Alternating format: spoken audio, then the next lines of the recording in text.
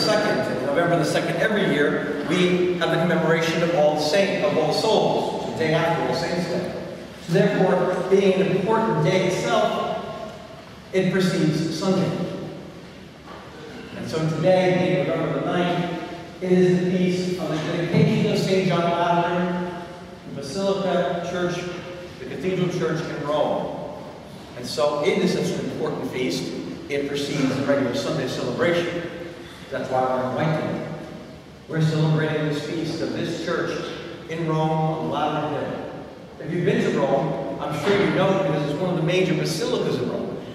If you haven't, most likely you don't know it, because if you haven't been there, you would think St. Peter's is the most important place, but it is not. Yes, it is grand, yes, it is beautiful, yes, it is big, yes, it's where the Pope lives, yes, it's where St. Peter was buried himself, but in essence, it's a shrine church. It is built over the tomb of Peter, and therefore it is a shrine in St. Peter.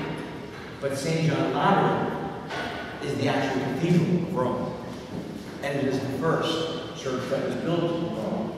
313 AD, by the gift of the Emperor Constantine, he gave this property to Pope Sylvester and said, build a place where the people can gather.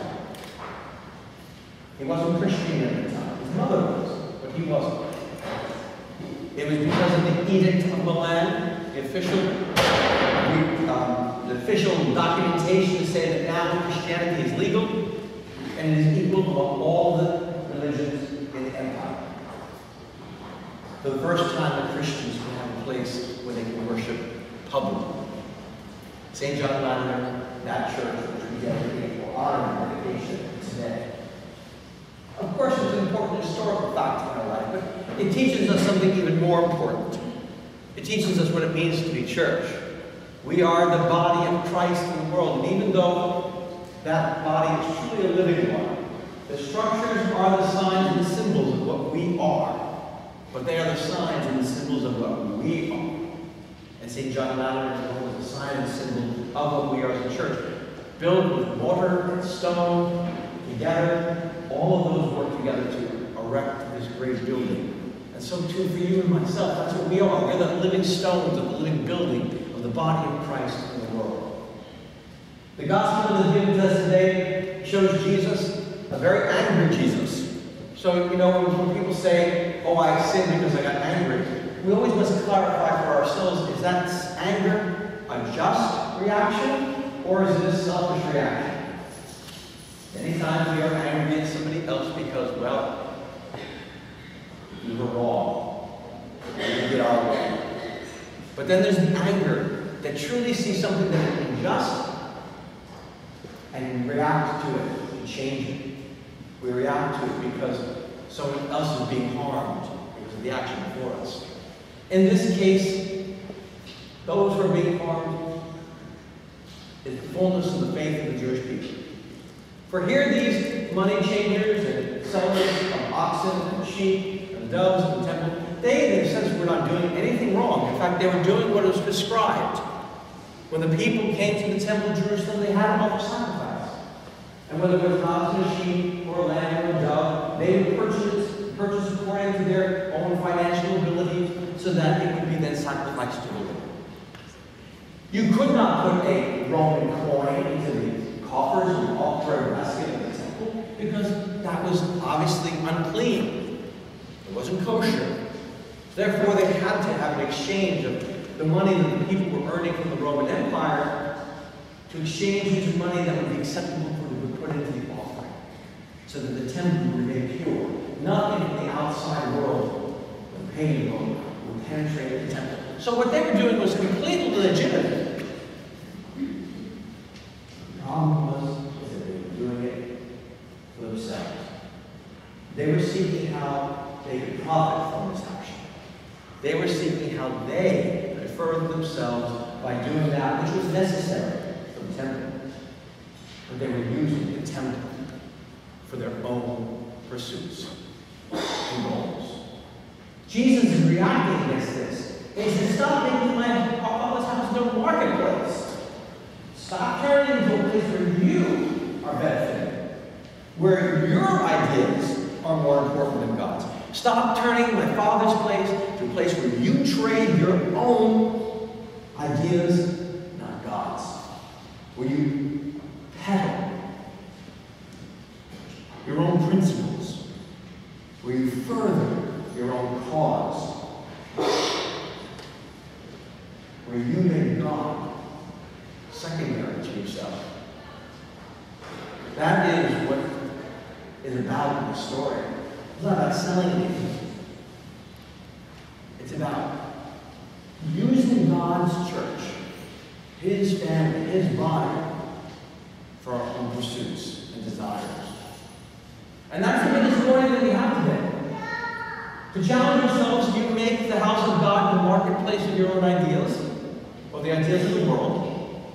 Or you make a mockery of churches, teachings, by saying, I can believe what I want, they want me, they want, it's fine with me. That is a fair warning to us all, because we can't have it both ways. Whether you like it or not. You can't have it both ways. You can't have what the world says, marriage. You can't have what the world says, what life is. You can't have what they say and what God says. That's just the way it is.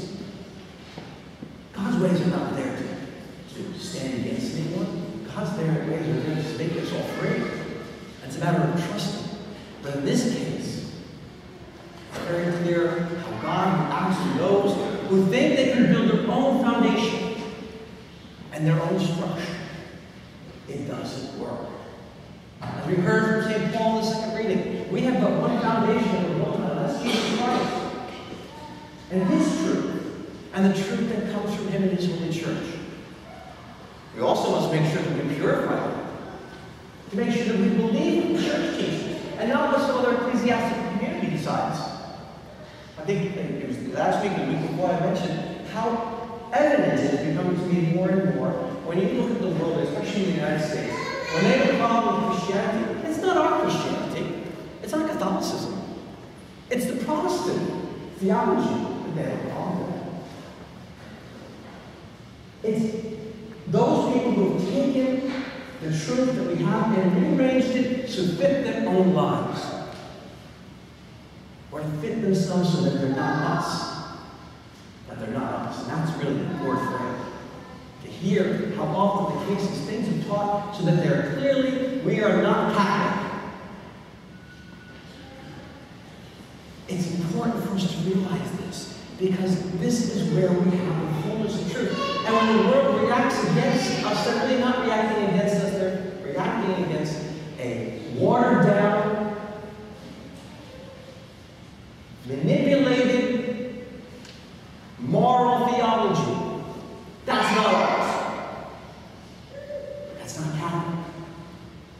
So I don't blame the world in that respect.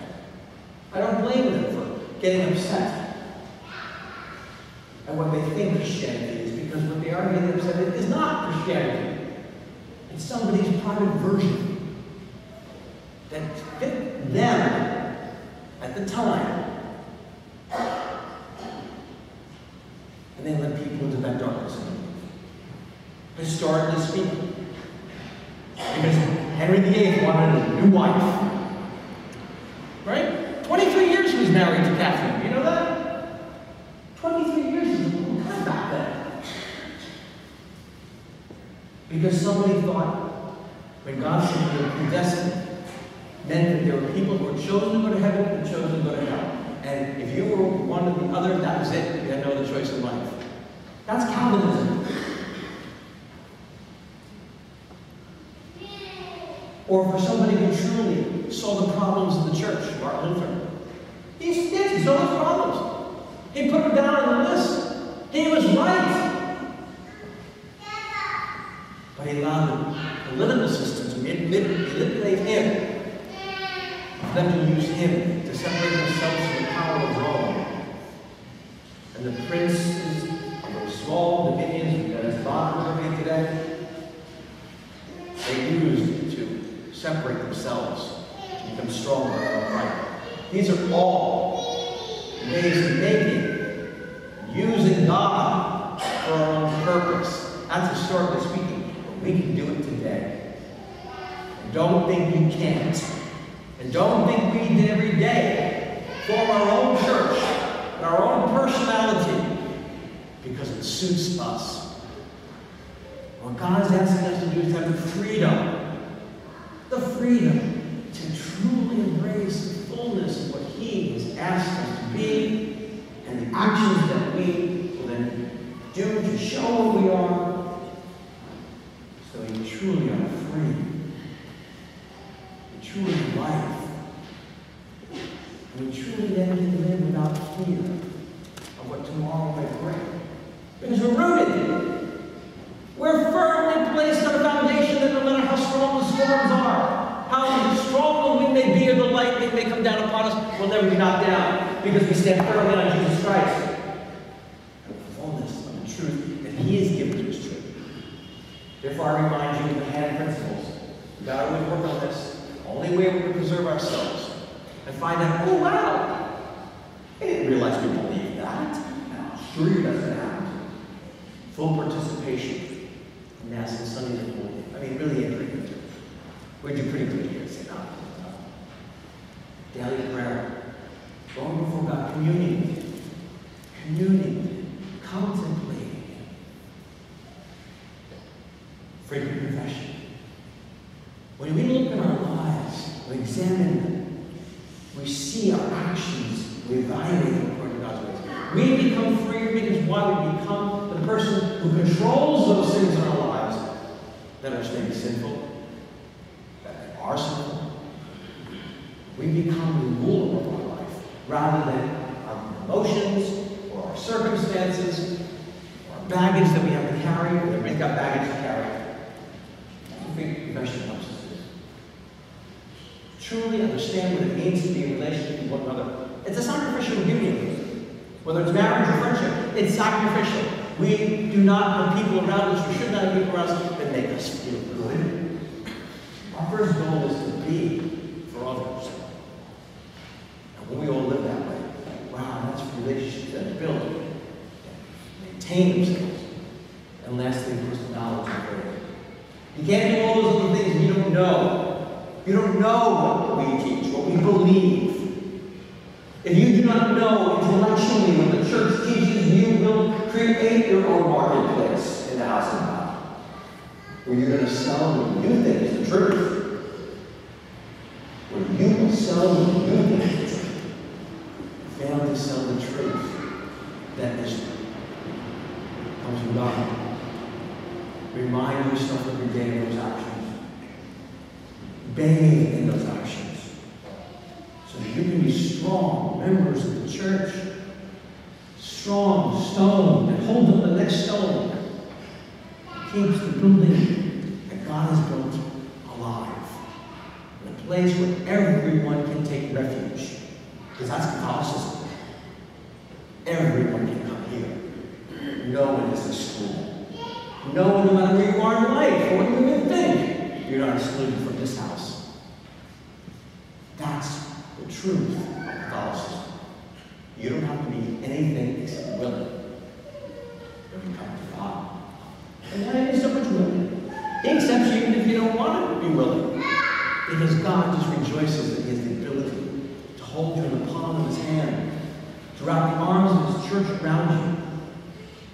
That's what we're about, and that's what I, as your servant, will always do. Make sure the world knows that, so they know the truth, the house God has built, which is you, His family, His holy Catholic, universal family. Truth that sets everyone free, accepts them, raises them up, and seeks nothing but to bring them to the glory that belongs to each other. Glory to Jesus Christ.